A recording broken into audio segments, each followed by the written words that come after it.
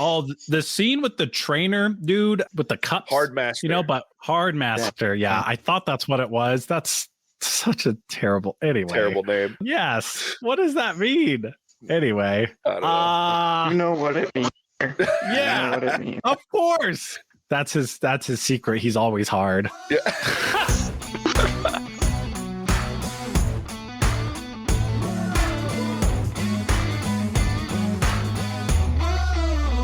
Welcome to the What's Our Verdict podcast, where we fashion ourselves cinematic judge and jury. My name is JJ Crowder. I'm here with my co-host, Mattson. Better red than dead. Javier Ortiz. What is up, my nerds? And Ian Anderson. I'm shit. We appreciate your help growing the podcast. Go ahead and hit that follow or subscribe button. Tell a friend about us. Go check out our website, whatsourverdict.com, where you can listen to all of our episodes, sign up for a newsletter, get exclusive content and updates, pick up some sweet, sweet merch, and interact with us. The question we always ask is if you ever find yourself wondering if you should spend the time, money, or both on a movie. To help with that question, each week we put a movie on trial, discuss the facts, pass judgment, and let you know our verdict. Today we're reviewing Snake Eyes. It was released July 23rd, 2021. It was written by Evan Spiliotopoulos and Joe Shrapnel. It was directed by Robert Schwenke. It stars Henry Golding, Andrew Koji, Haruka Abe, Takehiro Hira, Eri Ishida, Iko Uai, Peter Mensah, Ursula Corbero, and Samara Weaving. I love all these names, and then you get Peter Mensah. And we'll talk about that as Go home, Peter. The movie too. Shit. After witnessing his father's murder based on a dice roll, Snake Eyes accepts an offer from a Yakuza boss, which leads him down an unexpected path. If you haven't seen this movie and you want to avoid spoilers, go ahead and pause it, go watch the movie, come back, pick up where you left off.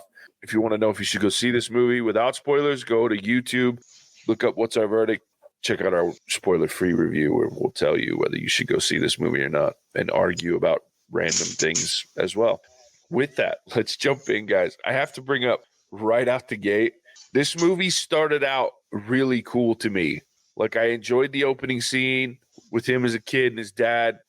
It was a little dark, a little heavy. I was like, okay, we're getting somewhere. I started to enjoy like where it cut to him in this like street fight kind of this fight ring kind of thing. That was a cool cut. Yeah.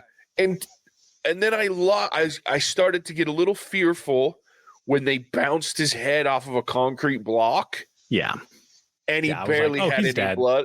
Yeah. Yeah, I'm like, yeah. Where's the dent in his skull? Yeah, this dude got kind of like when Black Widow got hit by an RPG. It's like kind of at that level. Well, in this movie, you couldn't really tell how hard his head bounced because the shaky camera angle. You were like, oh, maybe it hit like his chin. I don't know. Ugh.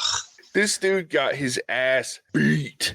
He took a flying knee from like a 250-pound dude. Didn't move, didn't try to defend himself. I'm like, I've literally seen that knock people out before. Yeah. Like, okay. And it wasn't like what was the game plan? Blow. Yeah. No, it was, you hear the crunch. It's like, ah. Yeah. Full on in his nose and jaw. Right. Dude, that dude's knee was as big as his head. Could have taken his whole head off. Right. We don't know. The crowd could have been betting that how long he could take a beating and then win, and then he cashed out. Okay, that's fair. Because that's what I was wondering, because they started throwing like weapons down there. Yeah. I'm like, oh, was he just waiting for weapons to like have a better advantage? And then he just like 1,000 punches him. And I'm like, oh, okay, so you could have beat this dude up whenever you. I'm confused. Like, why'd you have your head hit against a cement block if you could do this the whole time? Well, in my head, I'm going, so why did this fight scene have to go so weird? Like, why couldn't it just be this big dude's beating his ass in a survivable, stay on your feet ish kind of way? Why does it got to make me go, dude, this guy just died 4 times and he doesn't even have a bloody nose? Like, I was like, oh shit, now I see what we're in for the next 2 hours and 10 These fights exist because if they do, like, Javier, maybe this is the next thing for you. Yes, the next step for me is taking a legitimate title and going to an underground mafia fight. that seems like the death. Fighting to the death. I will say, I do appreciate that they showed that he can fight from the beginning, right? Yeah. Like he spent his whole life learning how to fight. And they didn't try to pitch to me that he joined a league of ninjas and learned how to fight in 1 week. And now suddenly he can keep up with people who've been fighting their whole lives, right? Because that is a trope that's used often. To counter that, though, he definitely didn't have any practice in the sword, and he picked that up lickety split. We don't know that. Maybe he's been fighting with the sword all the time. Sure. It did seem like his choice of weapon was the chain, because he uses that like 4 times in the movie. No shit. Which Mortal he just Kombat swings around like it doesn't weigh anything. Also, I'm a little confused. Can katanas cut through chains or can they not? Because Javier beat me to it. That bothered me so much. So it actually because he stops a blow to the face with a chain, but then cuts through the other dude's chains like it's butter. It's just a lesser made blade. There actually are katana blades out there that can cut through chains, but it does a wicked amount of damage to the actual blade. I can't remember that.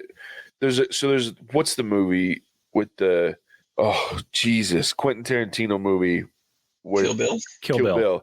The guy that makes the sword in Kill Bill actually makes real swords, and they're unbelievably can cut through most anything. But you would do a lot of damage to your blade by cutting through a chain if it can.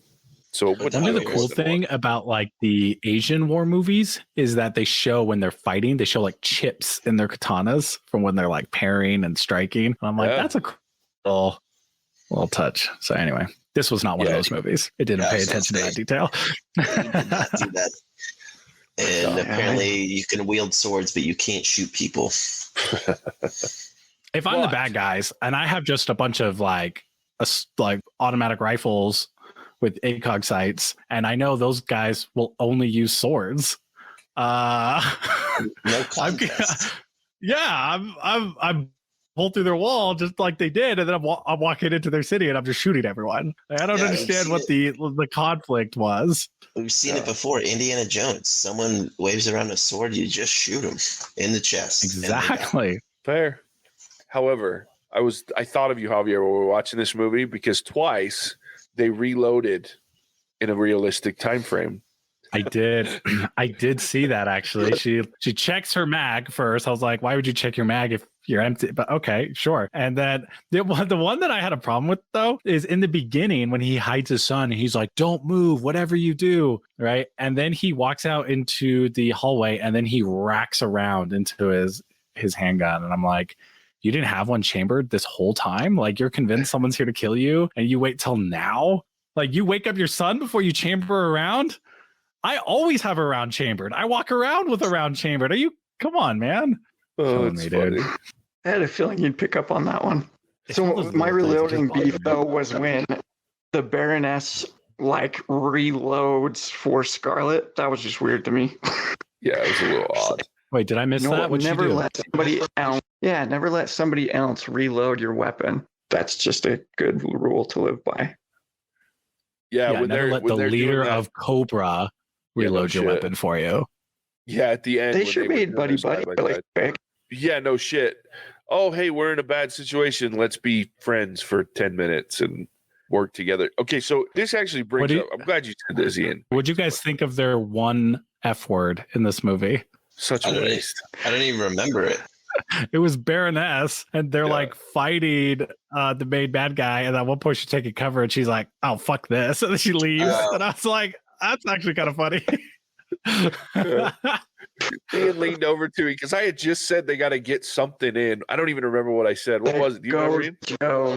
Yeah, it was the Go Joe. Yeah, they put in. So Snake Eyes walks up to the group and he looks over at Scarlet and he says, "Yo, Joe." And I was like, "Oh shit, they had to get that line in there, didn't they?" And then she says, "Not even the line." Yeah, and she says, "Fuck this," and he goes, "They had to get that one in there too." It was great. Yeah, the Yo Joe one bothered me. I'm like, that's not. You can't get close enough. Right, like, but when would you use it, right? Because if you try to force it, then you get like a Avengers Endgame where you have Captain America that's like Avengers Assemble, and you're like, that's the stupidest line delivery I've ever heard. God, when I watch videos of people, Dude, what I've seen videos of people applauding that, and I'm like, the bar is so low for Marvel. Marvel is like that toxic girlfriend that you have that, like, if she gives you, like, if she compliments your shoes, you're like, she's the one. We need to get married. Like, that's how low this abusive relationship is between Marvel and its fans. Like, if you guys need help, let me know because I'm here for you. Did you get that out of your system? You're good now. Yeah, I'm good now. You weren't here for Black Widow, so you had to get your Marvel rant in. I appreciate it. There's probably a few more. I'd be honest, because there's a lot of parallels between Snake Eyes and Marvel movies, but yeah. So I will say this: the one thing that got me with this movie early on is once you realize, because I wasn't expecting, which I should have been, I guess, maybe, but I wasn't expecting this whole twist of when Snake Eyes goes to this compound with Tommy, who would become eventually Storm Shadow, he's the bad guy. Like, I didn't see like him working undercover for Yakuza when he got there. Like, I just thought this was going to be a straightforward, he was an asshole at first because he had this traumatic event with his dad, and then he goes in and he learns how to become Snake Eyes, right? Get better at his fighting skills, become the ninja. So it kind of got me. I was like, oh shit, he's the bad guy in this movie, kind of, which is kind of cool. If it weren't for the rest of the movie, it would have been really kind of cool. So that part actually got me, and I like the idea of this conflict that he was having with himself of, I like what this outfit of ninjas does. I'm trying to become a better person, but at the same time, like, my need for revenge is so strong that I'm willing to betray all these people that I'm actually respect and want to be like. I liked that twisty. I just wish the rest of the movie around it had been as good as that storyline, because it wasn't. But I liked that storyline quite a bit, that he wasn't the good guy until the end. It's something it's often you see that someone like Snake Eyes go through with the act of giving the thing away, and then after the fact, he obviously made the decision not to kill the guy. But usually it's as they're about to do that thing and potentially giving away what they need to get that, then they don't do, and they're like, oh no, like, I have to be better, I can't do this. But he went through the act, gave them the thing that destroyed that whole clan basically, and then he realized, oh, I need to fix this thing. And I could appreciate that because he really was driven by his rage. And I was like, I don't feel like I see that in a movie very often, where it's usually they stop right before that happens. So I had to give them kudos for that, because to me that was unique, and you never really see that. I just feel like while that was such a, like, the storyline itself was super interesting, it was just so distracting. Like, there were so many things that happened in this movie that took away from that. And whether it was like Houdini's sword box of a car that they're shoving all these things into, or the three giant and then Crash and then Crash. Yeah. Like, it's unfortunate that they had like this good solid idea and just weren't able to capitalize on it because they went too outlandish. But yeah, so I was trying to decide how I felt about that twist, JJ. And I think that Ian nailed it. It's like the rest of the story was just too complicated that I don't think I could really appreciate how cool of a concept the main character was a bad guy thing was. Like, I don't know. Because, yeah, even little things like the dice. Oh, they're loaded. I'm like, of course they're fucking loaded. He's a bad guy, and he bets everything on the roll of the dice. Like, of course they're loaded, but they have a whole scene where he discovers that they're loaded, and he gets angry. It's just little things like that throughout the whole movie. I'm like, why? Yeah, and it's because they stray. So it's like Ian said, because Ian slyly under the radar brought up these giant fucking anacondas that moved like they weighed 2 pounds, and I'm like, dude, a snake that big, like. I've seen real anacondas in a zoo move at half the speed. Yeah, they unless they're in water, and even in water they move slow. These fucking things weigh 100 pounds in real life. Like, an actual anaconda are the biggest bodied snake in the world. They're not the longest, but the biggest body. They get up to like 100 to 150 pounds. They don't move fast. It's like a fat kid trying to run on a race like me. It doesn't work. I don't move that fast. So when these big ass snakes that have to weigh 10,000 pounds at the size of them move like they don't weigh anything, I was like, come on. They move like rattlesnakes. Yeah, seriously. It was a basilisk. They were brothers of the basilisk from Harry Potter. That's what I thought. There you go. That's literally what Nicole said. Yeah. When you have a jewel that you can also hold and just light things on fire and make people explode, I don't know, like, just throw the snakes in there and call it good. Like, whatever. This movie just had too much going on. Sure, but I had to live with the snakes before I got to the fire rock. It's true. Right? Yeah. Why snakes? You had to live Was it with just because his name was Snake Eye? That's all that it's the only reason was because, oh, we have snake eyes. We got to put some snakes in this shit. Yeah, I was like, okay. So annoying. I'm like, you already explained the snake eyes thing. It's Yeah. it's the dice. Like what? It has nothing to do with It literally snakes. has nothing And to I'm do like, with snakes. at what point are we like, what kind of backwards community has 3 giant anacondas just in a pit? And what do And they're they like, eat? They eat all the other initiative. people. Yeah, weren't you listening? Only 20% pass, so they just huck 100 people down there a month. And What do you do? Take half of Japan into this fucking clan? Like, it's Do you think have these people 3 of sign them. away? Did they sign away their rights and like sign a will like to go through this training program? Yeah. Like, this dude has blood, biologic locks, and they're still hucking people in pits with snakes. There's got to be a better way to test skill. the amount of initiates you would need to feed these snakes and keep them that size and moving at that pace. It would be Japanese genocide. You would have to recruit the entire country and maybe China. well, maybe that's also, why when the they- country is getting so old, because they only have a lot of old people, not a lot of young people. They're being God. eaten by the snakes. That's what it is. Yeah, that part pissed me off. There was no reason for that part in this movie at all. It just, and that was like the final for me. Like that was the breaking point of this movie when they hucked him down this pit, and when he went down his pit, and it's got these snakes came out. I was like, oh my, what the is going on? Like, there's no point in these fucking snakes. It's I so will stupid. say, The I challenge cut the villain. Like when the villain gets down in that pit and just chops one of its heads off, I was like, Yeah. dude, yes, this guy is not messing around. Oh shit! But this thing can But eat the a villain- human, and you have a sword that's like 3 feet long. At best, it's 3 feet long. That snake's Yeah. neck had to have been like 6 or 7 feet around.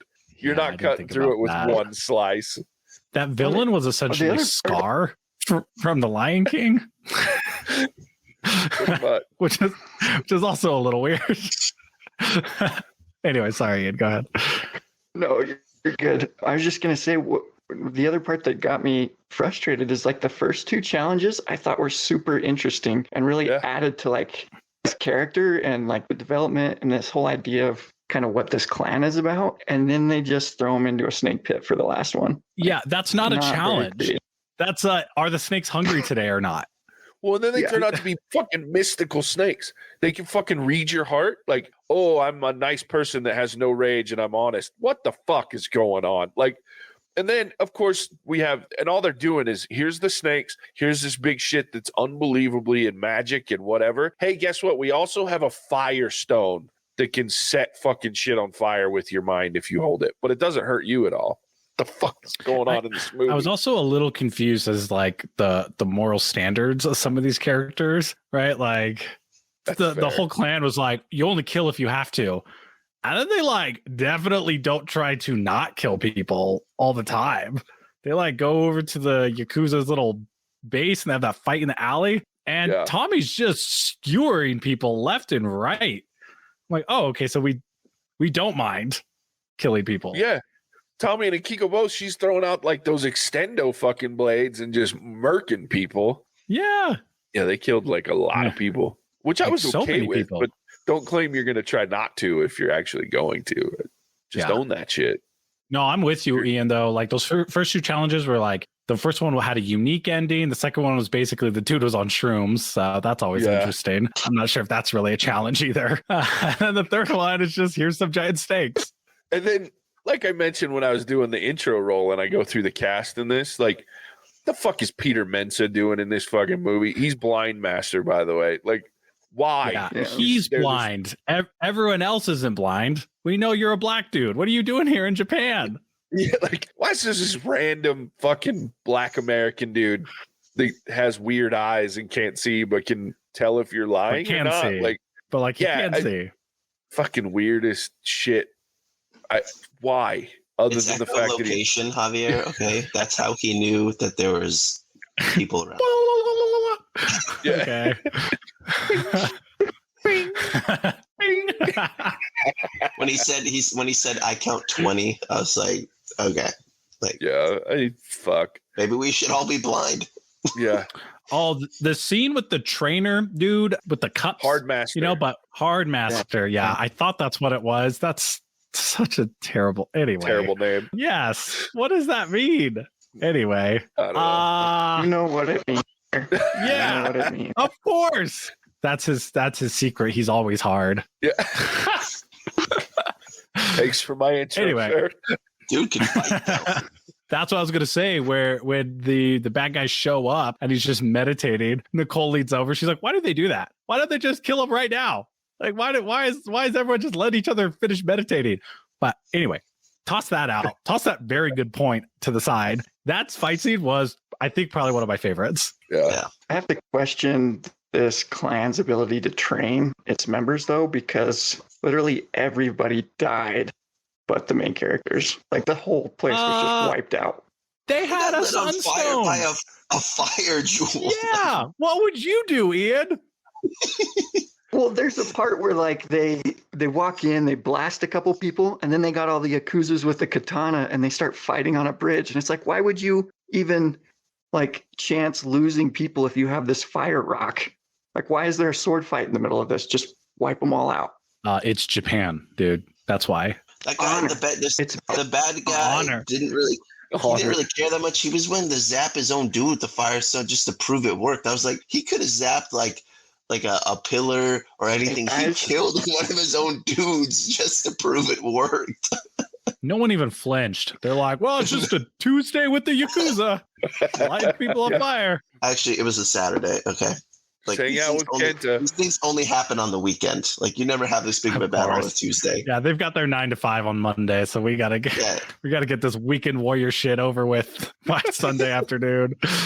You know, I'm not gonna lie, that brings up a good point. Like, I find myself so often in these movies where there's like mobsters and gangsters and criminals and shit that end up like killing their own people so willy-nilly. I'm like, why the fuck would you join up with these people? Like, seriously, like, I realize that there's real criminals out there and shit like that, but I have a hard time believing that they just randomly kill someone in their crew. Like, it's just so irresponsible. One, you're down a man. Two, and in this case you don't, because it incinerated the body. But if you kill someone, you gotta do something with that body. It doesn't just go away except in Sure, you just leave it there and it'll just eventually just go away.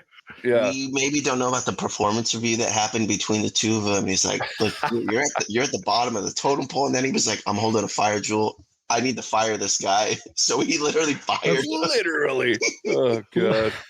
It's a joke I was gonna make, except I was like, what kind of benefits package is that? Jeez. You got to compete with other mafia, right? And if everyone knows that the Yakuza lights you on fire, then I'm going to go to a different mafia with a better 401k package, you know? Yeah. This movie was crazy. We're clearly running out of things to talk about. Well, I haven't even gotten started on the movie.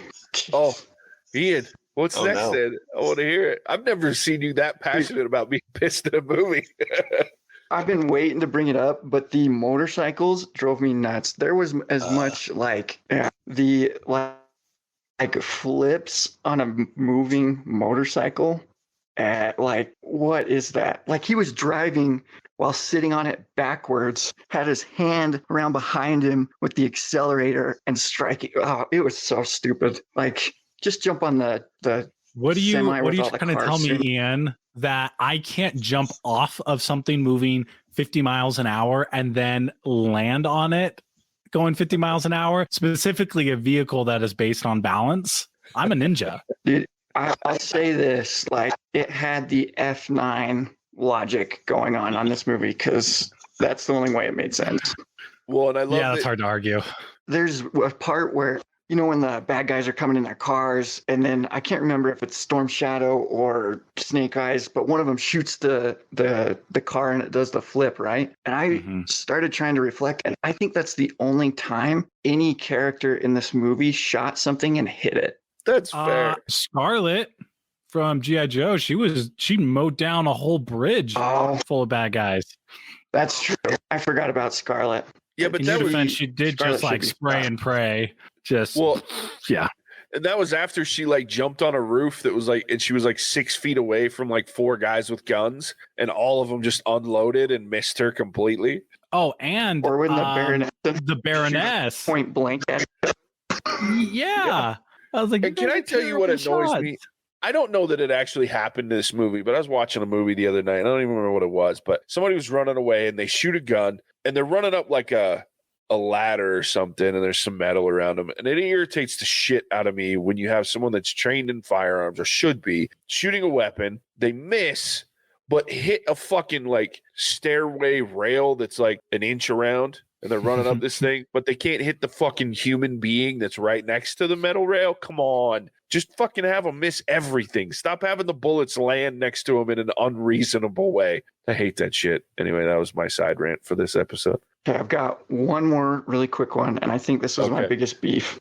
And I think I told JJ about it last night. But so you are going through, it's basically like towards the end of the fight scene, you got the Fire Rock dude against G.I. Joe, Baroness. They like line up to have this like final battle, right? And their plan is to grab a bunch of dynamite, throw it in a cart, attach some ropes to it, and pull it towards the fire guy so he blows himself up when they should have just like shot it. They have, anyways, you know what I'm saying? Like, am I crazy? Yeah. Is that Scarlett has a crossbow and a gun. And she can hit people apparently. Yeah. But he didn't know that there was fireworks in there when he was blowing up the cart. He knows everyone else's gun. Also, his son Rock is a shield. We learned that when they tried to shoot him. Yeah, shooting it doesn't work because the shield. So instead, I didn't even catch that like that. Yeah. I thought people were just missing. No, there's like one moment where every person that had a gun that was shooting at him like would have hit him if it weren't for like the instant Sunrock shield that apparently he didn't even know about, because his face afterwards, he like looks like, oh, this thing just saved my life. I'm like, oh, fuck off. This is so terrible. Yeah. I must have missed that because I was busy rolling my eyes. I love it. I've never seen Ian this salty about a movie. It's so funny. Also, so one of my main critiques about their defenses were that the way that they defended their walls was they had 2 lasers that were like 6 inches tall in a world of ninjas. I just can't see that being an effective means of defense. He just like hops right over him. And he doesn't. Like on the second one, he clearly doesn't jump over it. Yeah. And they're just like, yep, he made it. I'm like, no, he didn't. I saw him not make it. What's the logic with like he jumps over him and then goes up to him and shorts him out with some electronics? Like, why not just hit the laser if that's what you wanted to happen? Yeah, and the shorting him out triggers the alarm anyway. What was the point? Exactly. And is stupid. What kind of protocol is when the alarm goes off, we run to the safe and we open it? That is that is the defense protocol. The same fucking thing. And then we get all relieved. It's safe. Well, it's not actually, because you just opened it. Because now it's open. Or the fact that when he goes to steal the actual fire drill, I'm like, if this thing has this much destructive power, why do we not have like 10 guys around it? Or if you're going to go to this great length to secure with a blood DNA, maybe put up a gun in there or have some motion sensors or anything. Like, it just seemed all too easy to me. Yeah, no alarm was triggered when he took the rock. Not a single bit. Yeah, they didn't think anyone was ever going to be able to. They should have taken the Wonder Woman Amazon approach and built a building that would collapse and just stick Amazon around. Absolutely. Like, you don't need to get fancy with technology. Technology will screw you because obviously you can just short it out. Just line it, instead of like all those dragon statues, line it with like 18 ninjas on each side, and their job's just to stand there. Obviously, you can stand there still and survive 3 snakes thinking they're going to eat you. So why can't you just stand in this building? Or the F9 family in there. Like, nothing is getting past them. Right. Family. I want to know if this clan for the last, as they said, 600 years just threatened people left and right. Like, look, we could just incinerate you. So you're going to pay us this money, and we're not. And that's what they've been saying they're just straight bullying people. No, because they'll never use it. What? I've been over here laughing my ass off because all I can think about when you said is like, those signs that you have like on your house when you have an alarm system, like protected like by UDA or whatever. Oh, yeah. Protected Beware by of Vin family. Diesel. Like, no, it just says protected by family. That's all I can see. I lost it. Sorry. Whew, that was funny. All right, let's wrap up on a good note because I did want to talk about the fact that we talked about it in the spoiler free, and that is that Storm Shadow, the guy that plays Storm Shadow, or this Tommy character, he fucking was fun to watch. Like, I just wanted to watch him and Henry Golding do a buddy ninja movie. That shit would have been epically good. Like, I enjoyed the two of them on screen, raging out together, and then, like, getting to know each other. Like, even the moments, like, where there seems like they're solidifying their friendship and shit. Like, I enjoyed the hell out of those two. And then you throw in Akiko, the head of security, and it was just like this trilogy from heaven that I just want to watch a full movie that doesn't involve snakes and lack of physics. So I think that's why I didn't love the whole line of double agent crossing, because I think that would have been a good movie if you just kept it real simple. That he saved his life from the Yakuza. The guy welcomed him in, and then this clan is at war with the Yakuza or some other clan, and so the whole movie's around their like exploits and that, right? I think that would have been, you simplify it, would have been a cool movie. Absolutely.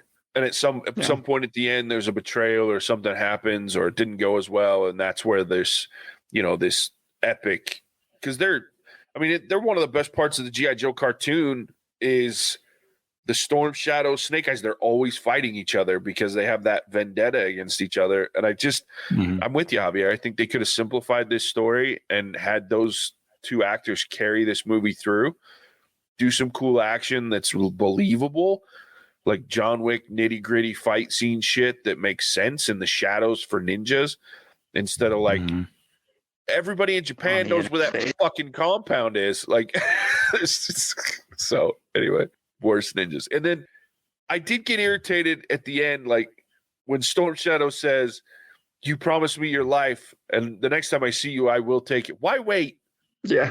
Also, that's not what he meant. That's not what he meant. He was like, "Yeah, I would give you my life because you're my brother or whatever," and he was lying just so he could get your blood. But like, yeah, why wait? A, that's not what he meant, and B, why wait? Just stab him right now. Who's gonna stop you? No shit. Obviously, grandma's not going to stop you. Like, she doesn't care. This dude just lost them their compound. And they really quickly forgive him and give him a cool suit. Oh, yeah. And just keep letting this dumbass back in the clan. Like, what the fuck? Morons. Anyway, this movie frustrated me. JJ, let's end on a good note. Fucking morons. But then I couldn't help it. It just, there was so much that there was, like, at its core, this movie could have been fantastic. But then they shit on it by going over the top. Like, I think I'll jump on your bandwagon. Don't go crazy, Javier. But I think this is a product of Marvel because they can do crazy shit and people still buy into it. And I do. I love the Marvel movies for the most part. I enjoy them. But I don't want everything to be Marvelized. I like realistic, gritty movies too. And this is not a movie that should be over the top and silly. This is a movie that could have been really good, but they just fucked it up by just overdoing parts that just didn't need to be overdone. There's my final rant. Anything else from any? I agree. You guys? I especially agree with the part where you said Marvel is shitty. I never said that. That's like saying Snake Eyes told Storm Shadow he could actually kill him. He'd give up his life. Never said it was shitty. Also, some advice for all of you: don't do blood packs with people. What if that dude had an STD or other bloodborne illnesses? You don't cut your hand open and rub it against someone else's open wound. What? Yeah. Anyway, I'm not getting any blood packs with you guys. Gross. I'll sign a contract though. I might pass out. Like if you like cut your hand and be like, "Hey, and I'm done." Like I just fall over. Yeah, and he just rakes his hand across his katana. I'm like, your hand is gone now. Those things are super sharp. It cut through a chain twice. You lost your fingers when you did that. So stupid. Gross. All right, you guys ready to rate I'm this ready. thing? Yeah, let's do it. If it's your first time listening to us, we rate our movies on a 0 to 5 scale, 0 being absolute garbage, 5 being a fantastic movie. All right, Javier. Welcome back to the world of podcasting after a nice vacation for you and missing Marvel. Start us off with your Thanks. rating for Snake Eyes. Okay. I'm going to give this a 1.5. I'm going to give this a 1.5. Yeah. I think it deserves some, I got to give credit where credit is due in the sense that it's better than the last G.I. Joe movies. And the acting was really, really good. But like we said before, doesn't matter. They were given a bad plot line, bad script, bad story, so it didn't help. But I won't take away from these actors. Like I'd see them in other stuff. So 1.5. I can't imagine a world where I watch this again. So yeah, not watching this again. 1.5, no watchy. All right, Mattson, you ready? Yeah, so I've been thinking about this I watched this movie on Friday. I've been debating between a 1.5 and a 2. I am definitely going 1.5 for sure. I think we've said a lot about this movie. The one thing that ticked me off is this is an action movie at its core. It was hard for me to focus on the action because of the shaky camera angles. I was a little bit confused by the storyline and where everything was going. Again, I didn't know a ton about Snake Eyes. We've seen so many movies lately that I feel like start strong, but man, they just lose their luster like not even halfway through the movie. I would say like a third of the way through, and then I'm just watching it because but then you're just every time these movies end, I'm asking myself when the director like put it all together, how do they feel good about this movie? They're like, oh, everyone's gonna love this movie, they're gonna watch a ton. I think sometimes they just think we're all suckers and that they know we're gonna come anyway because we have nothing better to do with our lives. There's so many better things out there that we can watch. You want to go watch a good action movie? Watch John Wick for the action. If you want something with dialogue, that's not that movie. But there's so many other things. But again, I think it just comes back to 1.5 for me. I will not see this movie again. Again, this movie is just a classic case for me of they had a strong story towards the beginning, but like many movies we've seen, they try to throw too much in to keep us captivated in an audience when less usually means more. So directors out there, give me less, focus on the core storyline. And like we've said, I think this movie would have been a lot better. Well said. Ian. Yeah, so I've been trying to think of how to put this in words. And I think that this movie had all the feeling and liveliness and power as those wimpy electric bikes, man. Because it was just rough. Like, yeah. And I had a problem with I felt like there was a couple of times the characters made decisions that just didn't fit. Like you're telling me you went your entire life trying to get revenge from this guy who killed your dad. And when you finally meet him, you find out he works for Cobra and that's a reason not to kill him. So I just stuff like that where they tried to do too much. They would have kept it simple, not trying to overdo it with the action, with the little plot twists and extra information on these characters. It could have been really good. I'm going to go with a 1. Yeah, I'm watching White House Down and Olympus Has Fallen before I'm watching this movie. So Me too. Ian, we have so much in common. We're agreed. How about that? I'm just keeping all 3 of them off my radar. I got one more for you, Ian. One more bad character decision is Tommy is the last of his bloodline because he refuses to knock up a chick, I guess, and then is the front line for any mission. Any time you have to leave these walls, it is Tommy going out. The last of his bloodline, the last of the leaders of the clan. I'm like, that just doesn't seem like a good idea.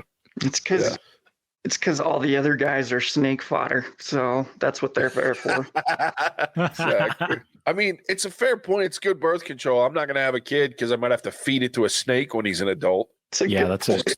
Can you opt out of that, or has everyone in that compound gone through that? No, everybody gone through it. Apparently. Can you imagine like going through these challenges, right? Like facing death, 20% pass rate, and then your job is to stand guard. What a disappointment. I thought that thing about Snake Eyes when the Yakuza boss is like, "You're a great fighter, come work for me." And then it cuts to a scene of him like cutting a fish open and sticking a single Uzi in there. I could use a guy like you. Here's the biggest fish on the planet. Put an Uzi in it and throw it in some ice. Yeah. What? this is a 1 because even when it's time to rate it, I can't stop talking crap on it. Yeah, no shit. All right.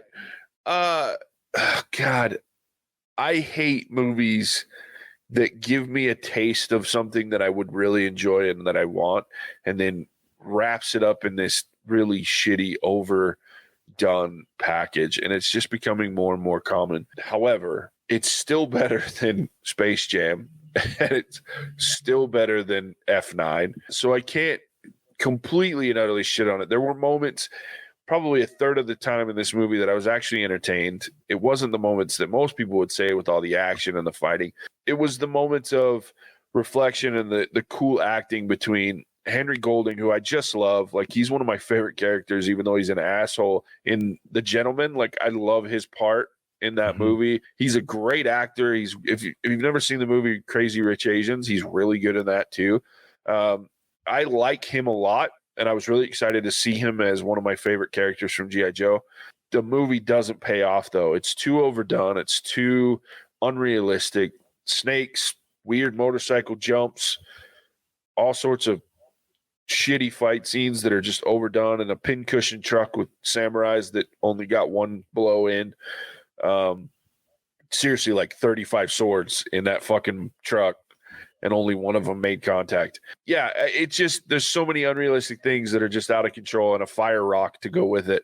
I'm going to give this movie a 1.5 because it is better than the last few that I've given 1, but it's not much better. And I won't watch this movie again because it makes me sad. And I hope that they don't make any more G.I. Joe Origins. They just give up on G.I. Joe because they obviously can't pull that shit off. Paramount just can't figure it out. So let it go. You're not going to figure it out. So yeah, 1.5 for me. I'm not doing it again. So there we go. With that, let's move on from this movie. What's up? You got me worried, JJ. You got me worried that I rated Space Jam or Fast 9 higher than this.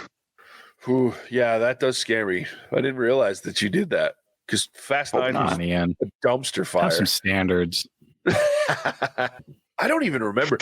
I don't even remember. I think, no, I gave Space Jam a 1. Yeah, I hated it too. It was bad. I was going to watch it, and then I saw what you guys rated it, and I was like, oh, never mind. Last time I made that mistake was watching that zombie movie with Bautista. And I was like, I really wish I didn't watch this movie. So bad. We've had a I'm hoping next week's movie, Stillwater. I'm really hoping. Come on, Matt Damon. Yeah, honestly, like, I would say that I like the majority of Matt Damon movies. I do. Yeah. We Bought a Zoo, Born. Oh, that's a great movie. I forgot about that movie. Yeah, the Born trilogy is good. Yeah, I forgot about that movie. That's a cute movie. I watch that movie all the time. We Bought a Zoo. Have you watched that one where he got shrunk? You know, that one wasn't bad. Never seen that one. I mean, it wasn't good, but like, yeah, it seemed like it was like, yeah, I don't know. It wasn't crazy good, but it wasn't bad. But it was interesting. It was interesting. Good interesting concept. It was interesting. He's also in that Great Wall, right? I've never seen that because I thought that was a weird mix. But, I haven't seen that one. Yeah, you should. Yeah. That one's bad. That's like, oof. That one had some whitewashing criticism too, right? Because it's true. Like, yeah, your main characters are a white man and a Hispanic gentleman. Didn't work out. It's better than F9, where their main Hispanic gentleman is not Hispanic. It's true. That's fair. At least they're not pretending like he's Asian. Could you imagine if they put Matt Damon on there? They're like, look, he's Japanese or he's Chinese or whatever. How insulting would that be? But F9 does it, and everyone's just like, oh, okay, whatever. Well, and F9 has no explanation for it. At least with Great Wall, I guess they do explain that these guys are like roaming mercenaries, so that's why they're there. And I guess it's 2 white guys and a Hispanic gentleman. I forgot that his like mentor is a white dude too. Anyway, yeah. So I am looking forward to Stillwater, though. I really have high hopes for that because he plays serious roles very well to me usually. So I'm hoping. With that, do check out. We got some exciting movies coming in August. Check out our website to find out what those Free are. Guy. whatsourverdict.com. Free Guy. I'm so excited. It's coming out in August. It is. Yeah, check that out. You can also find us at all the socials, Facebook, Instagram, Twitter, all at What's Our Verdict. Love to interact with you. Hit us up. Love to have those conversations. And let us know if there's a movie you want us to watch. We appreciate all of your support and for you tuning into this episode. We'll catch you on the next one. But bye now. Cinemagic out.